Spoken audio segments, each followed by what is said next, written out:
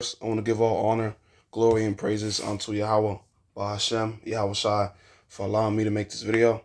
I'm making this video because I remember a while back when I first got into this truth, one of my family members asked me, talking about if the Most High is real, why does He allow terrible things to happen to the children or the people, or why does He allow people to burn in hell?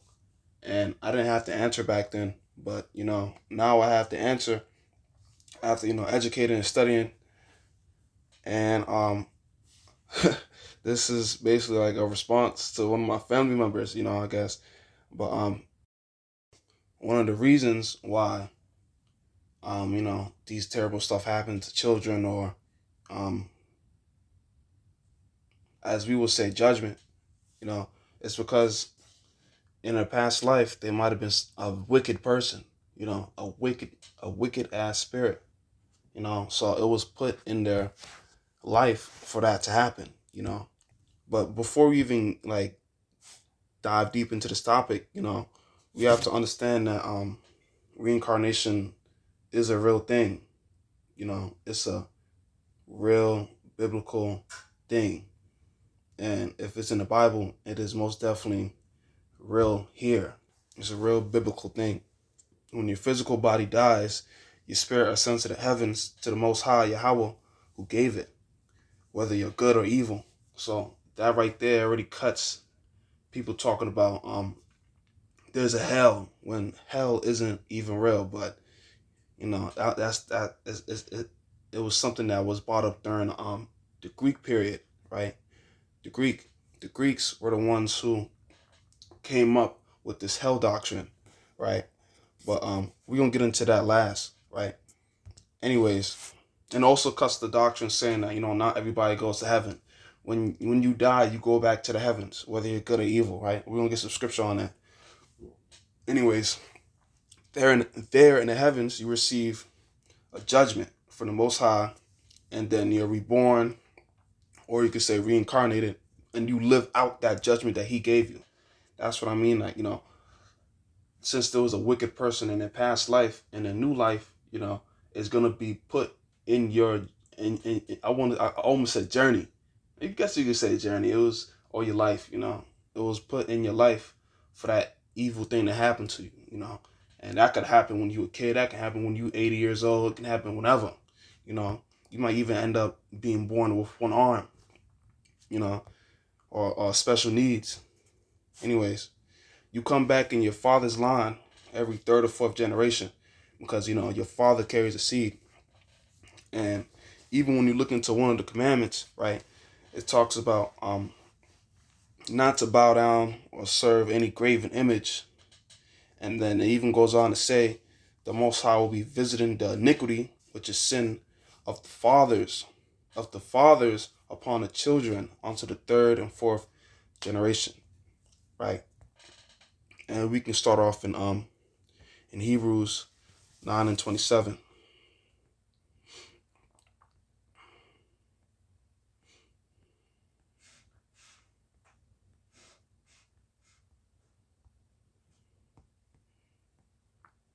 Right?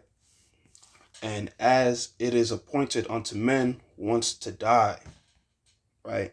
But after this, the judgment.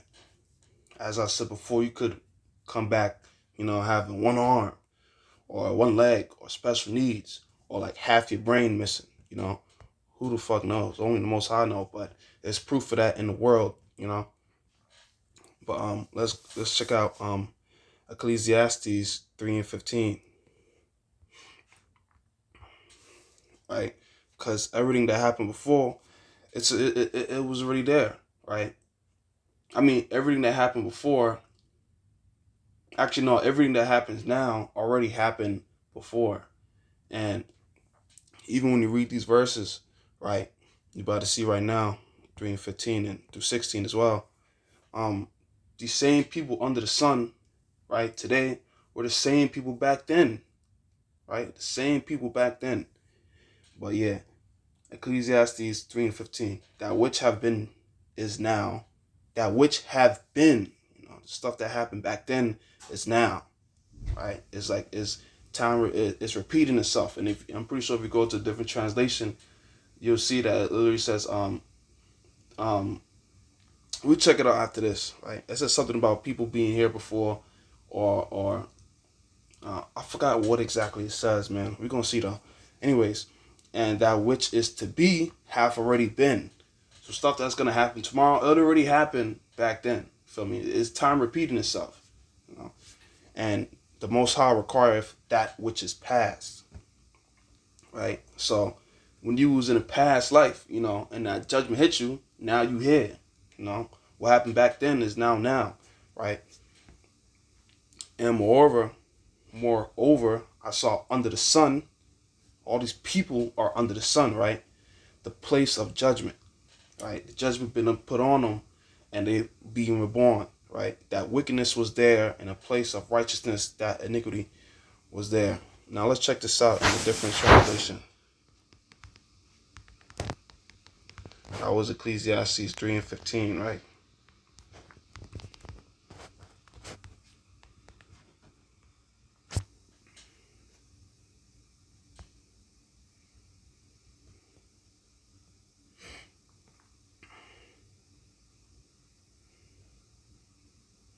Let's look at the NLT. What is happening now has happened before. Exactly. And what will happen in the future has happened before. Because the Most High makes the same things happen over and over again. Right? Let's see what else we can get.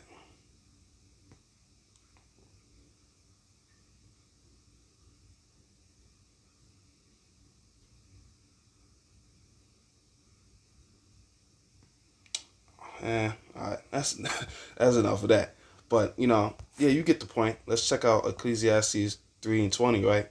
Same couple, just next couple verses, right?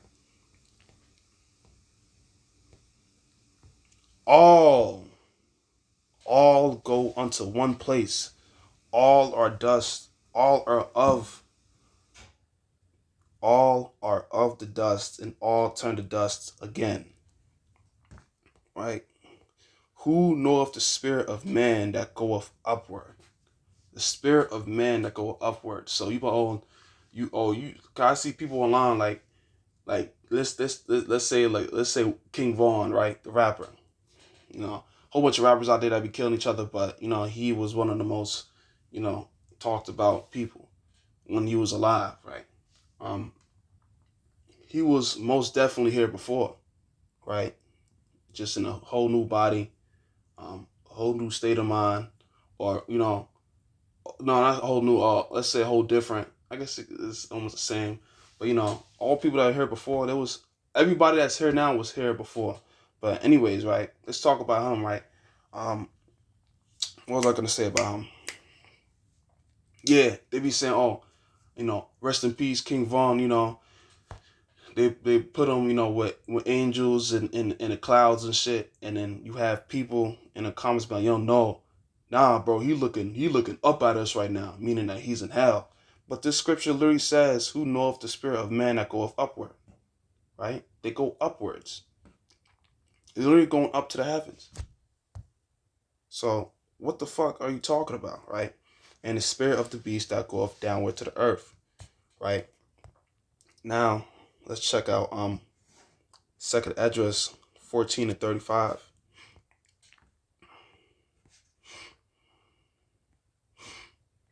Because it makes no sense, but people gonna say what they want to what they want to say, and they're gonna believe what they want to believe. That's the Most High putting that spirit on them, to not believe in this truth, honestly, right? Oh, this is not it. Hold up. This is a good verse though. Let go from you mortal thoughts, cast away the burdens of man, put off that weak nature. That's comforting words right there. In fact, I never seen that verse before I make this video. So, all praises to Yahweh, Bahashem Yahushai, Bahashem Rakakadash, right? Barakatham. Let's look at this. Second Esdras 14:35. For after death shall the judgment come, Exactly. We've seen this in Hebrews, right? Hebrews 9 and 27, right? When we shall live again, and then shall the names of the righteous be manifest, and the works of ungodly shall be declared. So, as soon as you die, right, your body, deteriorates to the ground, your spirit goes right back up to the Most High, right? He the same one who put that spirit in you to begin with, right? I mean, who created you, right? And he gonna take that shit right away too, as soon as you die, right? It's how it is. Can't do nothing about it. And then we are reborn again.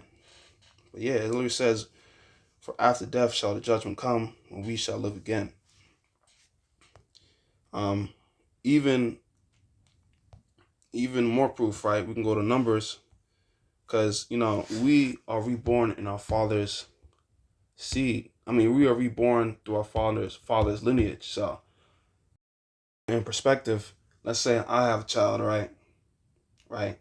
That child is gonna have another child, right? Then that child is gonna have another child. Now, either this child that was just born is me coming back, or is either that child have another child, and then that will be me coming back through that generation. And I'm pretty sure a generation is should be 75 to 100 years, I think. Let's see. 20 to 30 years, really? I thought it was like 75. Hmm.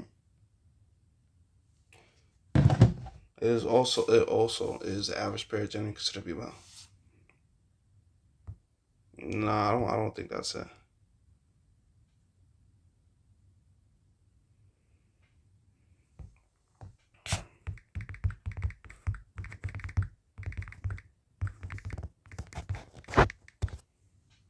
20 to 25 years.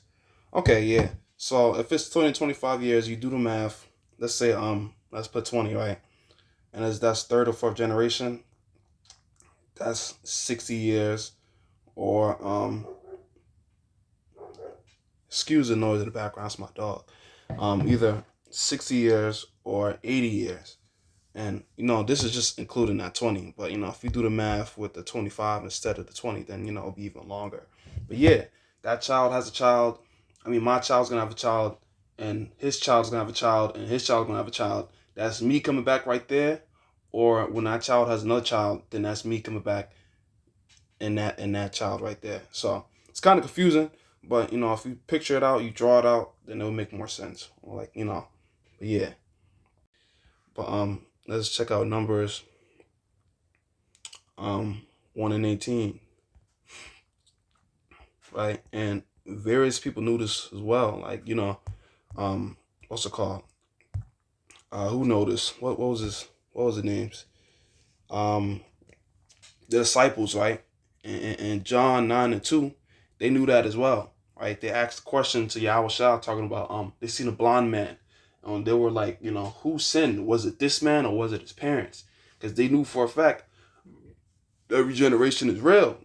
Reincarnation is real. You're reborn again. So that's what they asked. Was it his parents? The people who came before him. Because he's reborn through your father's lineage. You come back. And even in the Egyptians knew this as well in Exodus. They started often, which means killing. They started often the babies who were born a male. Because the women are gonna bring forth the nations of the men that go into them. You know, when we talk about the reborn part, so you come back every third or fourth generation. But yeah, Numbers 1 and 18. And they assembled all the congregation together on the first day of the month, on the first day of the second month, and they declared their pedigrees after their families by the house of their fathers. By the house of their fathers, the pedigrees, right? And that should mean lineage.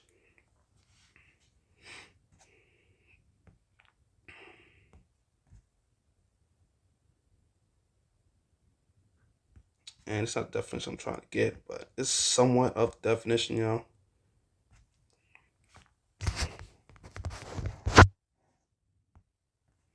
yeah, the descent, the recorded ancestry, the descent, the descendants.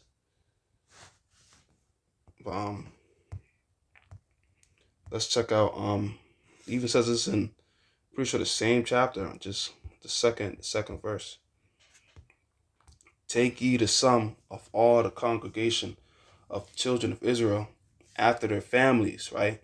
But who specifically? By the house of their fathers, right? Always by the house of their fathers, right? But let's check out Exodus 1:15, because here's what I was talking about. The Egyptians do this as well. That's why they started offing the babies that was born a male. They don't want no, they don't want the same man, that same powerful man coming right back again. They want to have, for them to have a strong nation. It has to be overwhelming Egyptians, not Hebrews. They don't want the Hebrews no more. But they keep the woman. You know why they keep the woman? Because when they go into that woman, that baby that's produced is gonna be Egyptian. It's not gonna be Hebrew. Even today, right? You take a Chinese man, you take a black woman. When they have children, that baby is gonna come out Chinese. They can have dark ass skin. Guess what? They are still Chinese, bro. Now you take a black man and a Chinese woman. Guess what? That baby is gonna be black. And black, he's gonna be Israelite, right? Black is just a title, or not a title. What's that word?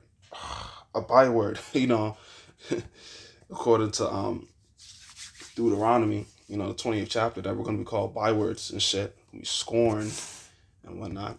But yeah, let's get into this. And the king of Egypt spake to the Hebrew midwives, right? So the women were Hebrews, of which the name of the one was Shipra, and the name of the other Puah. And he said, when you do the office of midwife to the Hebrew women and seat them upon the stools, if it be a son, then ye shall kill him. But if it be a daughter, then if it be a daughter, then she shall live, right? And lastly, let's check out John, right? John 9:2, because that's what I said as well.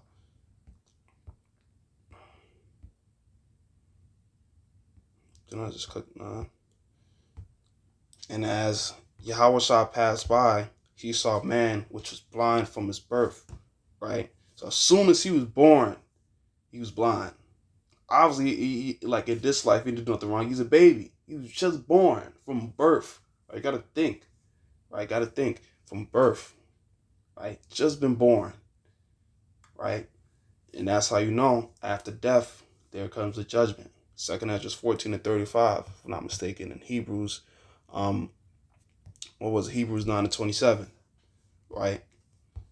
And his disciples asked Yahushua, right, saying, Master, who did sin, this man or his parents, that he was born blind? They knew that, reincarnation is real. That's why they asked, was it his parents, right?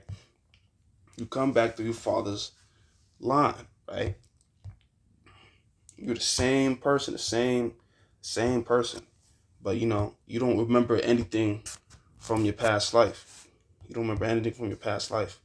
And even with the, going back with the hell doctrine, right? We can prove that shit is straight bullshit. Because if you didn't really find out from